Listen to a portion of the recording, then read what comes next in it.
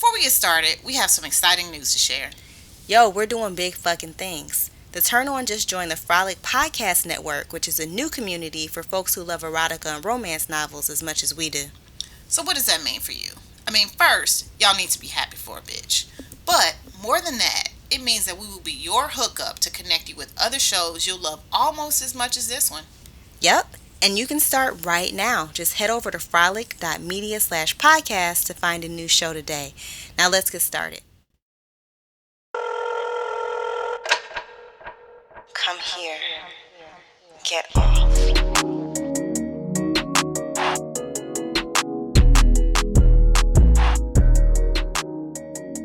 Our guest today is Lauren Cherelle, head of independent publishing collective Resolute Publishing, co-director of the Black Lesbian Literary Collective, and editor and writer of and contributor to projects that include Solace, Writing Refuge in the LGBTQ Women of Color, Let's Talk, a collection of Black lesbian short fiction, and last week's selection, The Dawn of Nia.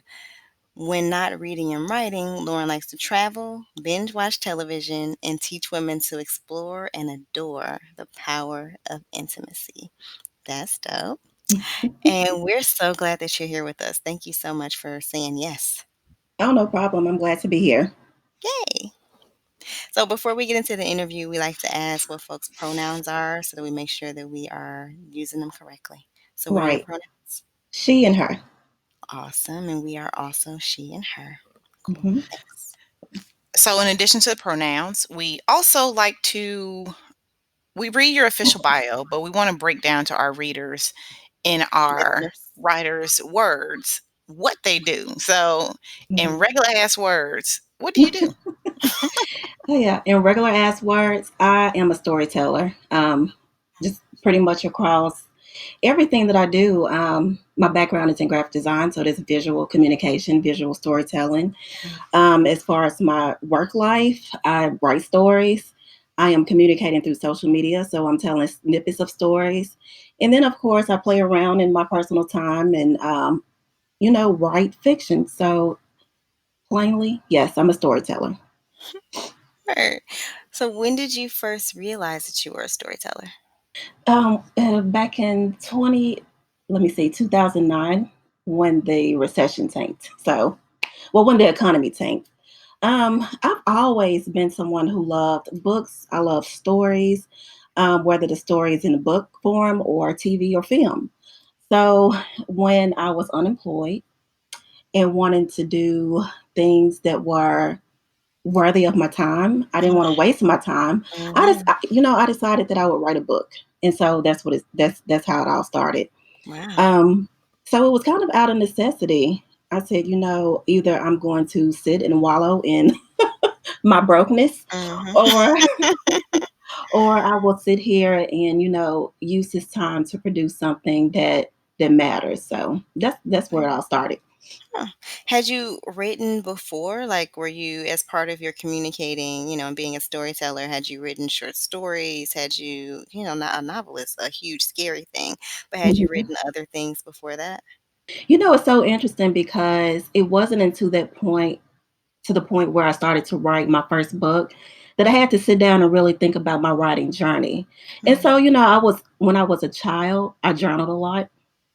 And I had even forgot, like, I wrote a play at church once and they actually produced it. And, so just all these little small things, poetry. I remember writing things, um, specifically in seventh grade in art class, things I shouldn't be writing and sharing with my friends. But You was that kid. yeah, I was that kid. But it's always been in me. And it wasn't until I hit a point that my partner and I got to a point where we were we were stable, but there were so many points of uncertainty during that time that I realized that this is who I am. I can do this. So that's where it comes from. It's so dope that when we hit the recession, that creativity, you went to a creative space. Because some people be like, well, let's see what Walmart's doing. Mhm. But I think And it's there's really nothing dope. wrong with that. We do what we Not gotta at do. all. I would probably be the one saying, well, let's see. I wouldn't have thought, I wouldn't think to take it to a creative space, but Mm, you were, not only nurturing your pockets, but your mind and your heart when you did that. And I think that is just so amazing that all of this came out of what yeah. could be considered a negative thing. And not letting fear like stop you from doing that. Right, right. It was definitely a lesson in um, turning lemons into lemonade. Mm, Hmm.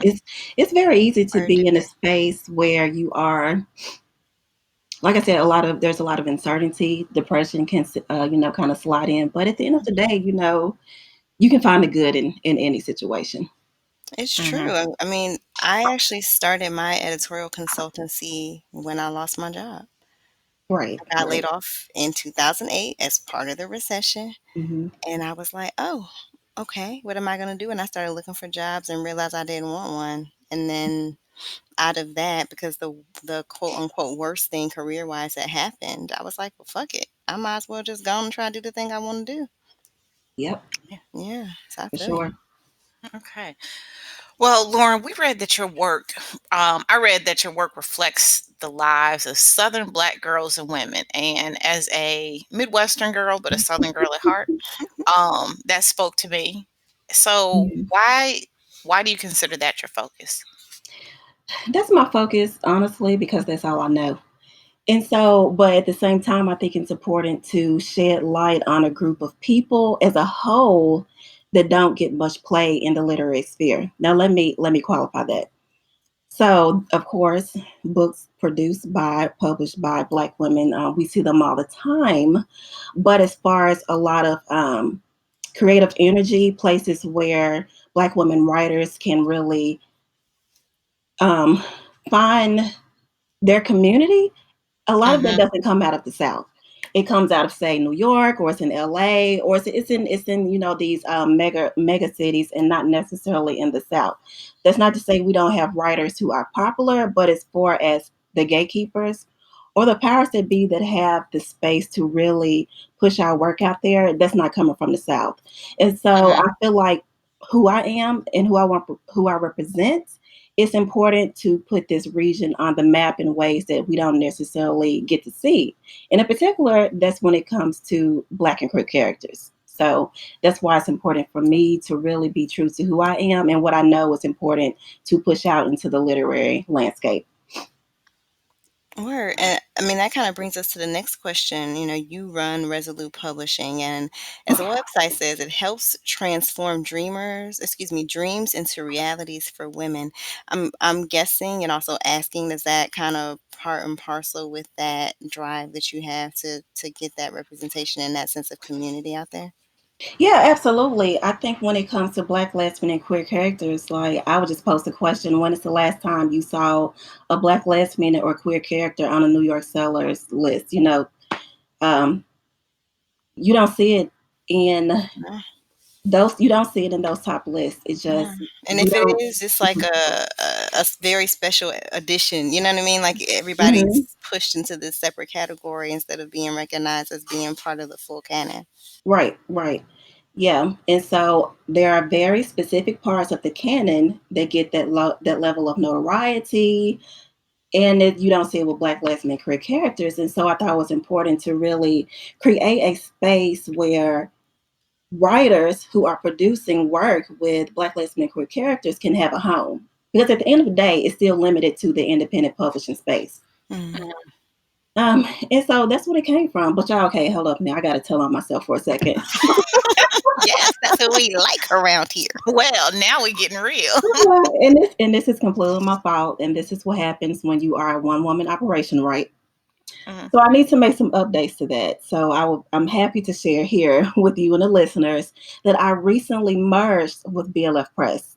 Oh, Oh, wow. Yeah. And so BLF Press, I've worked with the publisher there. Her name is Stephanie Andrea Allen. The first book was Let's Talk, which is a collection of Black lesbian short fiction. mhm. And then we went to Silas, and then most recently Black from the Future. And so we've been working together for a few years. And so now finally we are bringing together our publishing houses to Mhm. really be that place where women who identify as Black, lesbian, or feminist, that's what BLF Press stands for, they have a place to go. Like, we want to be that go to publishing house for writers who identify as Black, lesbian, and fiction and are producing works that really speak to Black, lesbian, and feminist characters. So dope. And y'all are the Wow. ones y'all co-founded the Black Lesbian Literary Collective together, right? Yes, we did. Yep, Hmm. yep. So can you tell us a little bit about, well, first, this is dope as hell. I'm so Man. happy that you got to break this news here on the Turn On. I'm not sure if it's really breaking, but nonetheless, we got the exclusive. Right. But to the Black Lesbian Literary Collective, can you tell us a little bit about the collective and its mission? Yeah, sure. So, Stephanie and I formed the Black Lesbian Literary Collective. That's a mouthful, y'all. So we formed the BLOC out of, I would say, necessity and obligation. So I say necessity Mm, because, again, like, I'm from the South. Stephanie is from the South, and at that point in time, we both were living in the South. And if you're a writer and you're really serious about your craft, it's just like, okay, where do I want to go if I want to be around women who look like me and write like me? Meaning Mm-hmm. they're writing stories, they're writing, prose or poetry, whatever the case, that reflects our world, that speaks to who we are. Mm-hmm. Like, I can identify one spot right now that I can go. I live in Middle Tennessee, and there's absolutely nowhere I can go if I want to be around people who look like me. Now, I can be around some people. I can be around white men. I can be around white women. I can be Mm-hmm. around queer people. But when it comes to Black, lesbian, and queer people, like, I don't have a place that I can go. So at the end of the day, like, it's out of necessity. If there's something that needs to be created and it matters to you, then you have to do it. And then I say out of obligation because there's a legacy of Black women always creating what we need, That's rather right. than waiting for things to happen. For us, we do it for ourselves. So if you're aware of an issue, then you've got to do something about it. So that's Mm, why we formed that organization. that's awesome. And we noticed in the titles of both of those, like you have those two projects both function as collectives, and it really speaks to what you're saying about not having a space and creating it. Hmm. Um, why is that model, the model of the collective, really key for you, right? Because I think there's a lot of Yeah. ways to bring people together in community. Why is the collective aspect of that important to you? Um, it's important for many reasons. I think we kind of, we follow the legacy of Black lesbian women, specifically Black lesbian writers who were forming collectives like back in the 70s, like with the Mhm. Combahee River Collective. Like, Yes, these that's were the women. beginnings of Black feminism. Yeah, they came together because they understood the limitations of, literature in America. Mhm. Like, they supported each other in their endeavors, and they created a space where they could come together to support each other in their endeavors. So the legacy is there. And also, as far as me being a part of the writing world, this is just one part of who I am. But when it comes to the writing world, I don't want to write in isolation. I don't want to produce in Mhm. isolation. And it's not important for me to learn something if I can't share it with someone else. So Yes. that's where the collective comes in for me. I prefer for us to do things together. Now, that's not to say that we don't end up doing the work ourselves. Mm, you know, Stephanie and I, that happens a lot. Yeah, that's real. But at the end of the day, we've created this space where women can come together and share, learn, and grow and produce. Hmm. okay. So on our last episode, we read from the Dawn of Nia, and we discussed in that episode that you're not an erotica or romance writer. Mhm. You're a fiction writer. But Right. you make it a point not to kind of do like those NBC shows or daytime, television shows where everything kind of fades to black and then you wake up the next morning with a towel wrapped over your Your spots parts. and yeah, and birds chirping. And so you wrote fully realized and very steamy sex scenes. So why was it important for you to show the whole relationship between Nia and Deidre? Okay, Erica, for real, steamy. That's so funny to me. Y'all think It they're was. steamy?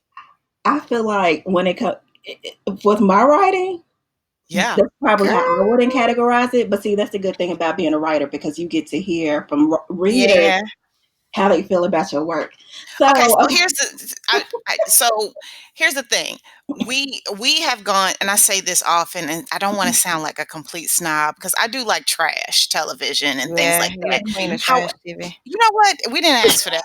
But all right. What I was getting at, no, what I was getting at is that you with erotic writing, there has to be a level of you gotta like Skill? play with uh, you can't go whole hog. And I think you wrote a really good scene that was beautiful and sensual and yeah, steamy. But and so uh, I find it hilarious that you're like, I just wrote. We're like, yeah, no, bitch, but you wrote well. Yeah, yeah. And we read that the is so funny. scene with the massage, like, after they went out, and she was like, "We look too good to go home." She was like, "But I got stuff I wanna do." And then they Uh-huh. did the massage. We talked about massage for a smooth 10 minutes after we read that. Oh my God, that is so funny. But I think for me, of course, I've read a lot of books that about Black lesbian lives, of course, Black Mm, lesbian POV characters, and they can tend to be one note. So for mhm, me, it is important to really develop well-rounded characters. So in the development, in reality, characters fuck. They that's have right, sex. that's right. If So that's what you into. yeah. So there was no way for me, of course, to avoid it. But I think because these characters were new to each other, meaning Deirdre, Nia, Mhm, they're new to each other, they're new in a relationship, it's bound to happen. Like they're going to explore, they're going to get to know each other, mhm. and it's just it comes with the territory. So Absolutely. Word.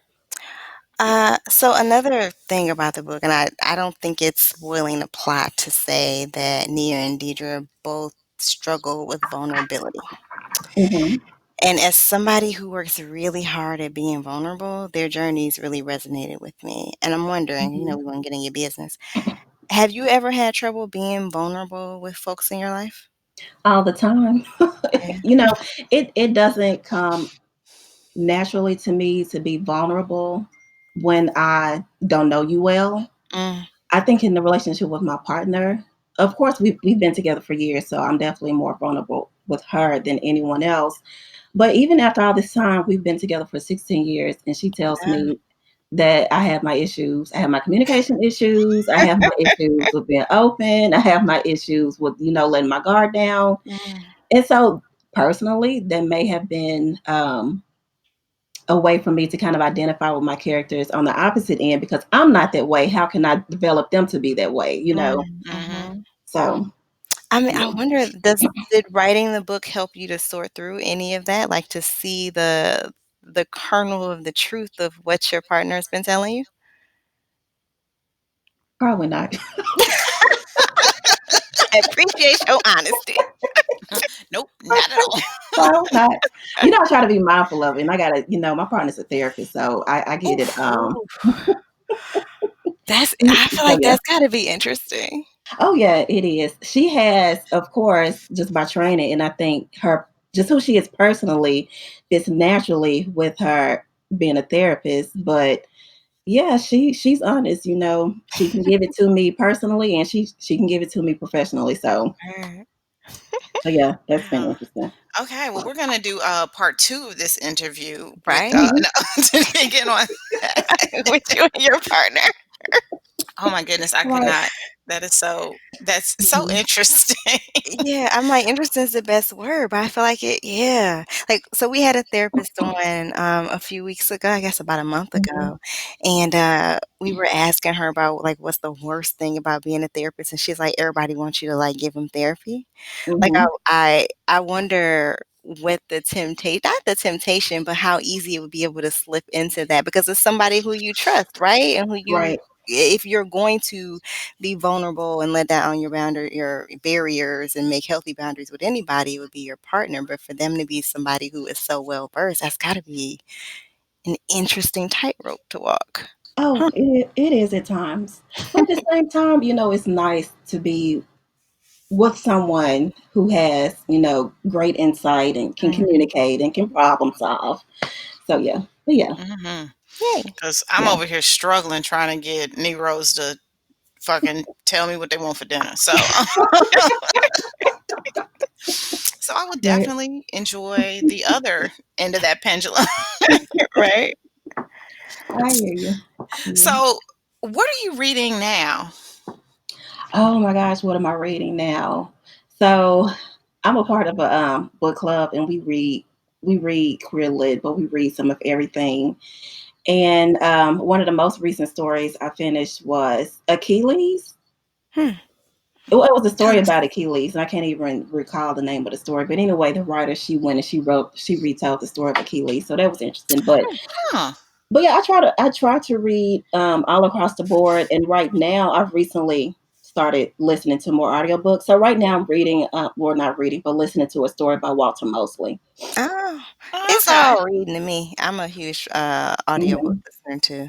Yeah, yeah. Yeah. So, It's good for so good yeah. for trips and commuting and all of that. And it's still reading. Mhm. Oh yeah, but I read pretty much across the board. I don't care what genre it is. Mm, If it's a good book, I'll read it. And so this book right now by Walter Mosley is pretty much speculative fiction. mm, Um, Hmm. so yeah, I'm all for everything. yes. Okay. So I guess I should have asked you this before we dove into what are you reading, but what do you want readers to take away from the Dawn of Nia when they get to the last page? What's the most important for me is for a reader to feel like they could find themselves in the story, Hmm. and that they feel like the story was authentic. That's what's most important to me. Um, it's I'm very much, like I said, I write about Southern black lesbians, and I write about Southern girls. But at the end of the day, I feel like if you can derive meaning from the story, because like you said earlier, it's more than romance. It's more than the fact that these are lesbian characters. Um, it's about growth. Nia grew through this experience. Mm-hmm. Yeah. Um, and so I think anybody can identify with being put in a really hard predicament and being able to see their way through pretty much a storm and come out on the other side having gained something that they can hold on to for a lifetime. Yeah. Yay. And that's Yeah. a great note for us to end. Can't say it too much better than that. Thank you so much for joining us today. It was great. Oh, no problem. I definitely enjoyed it. So for folks who want to find you, there's a few different websites, right? So there's lcherelle.com. That's LCHERELLE.com. And Res Publishing, RES Publishing.com. And then Black Lesbian Literary Collective.org, right? Right. Yep. Yep. Awesome. And do you want to share your Twitter handles? Yeah. So you can find me on Twitter. It's Lauren Creates. That's LAURENCRE, the number 8S. Hmm. And, I will also throw in there too, because I said I merged with BLF Press. So it's blfpress.com. Awesome. Okay. Well, that's it for this week's episode of The Turn On. Thanks to everybody for joining us. Have a wonderful day. This episode was produced by us, Erica and Kenria, and edited by Ballistic. The theme song is from Brazy. First, please leave a review in your favorite podcast listening app. For real, we want to hear from y'all. Send your book recommendations and all the burning sex and related questions you want us to answer to theturnonpodcast@gmail.com. And please subscribe to the show in your favorite podcast app. Follow us on Twitter at The Turn On Pod and Instagram at The Turn On Podcast. And find links to books, transcripts, guest info, and other fun stuff at theturnonpodcast.com. Bye.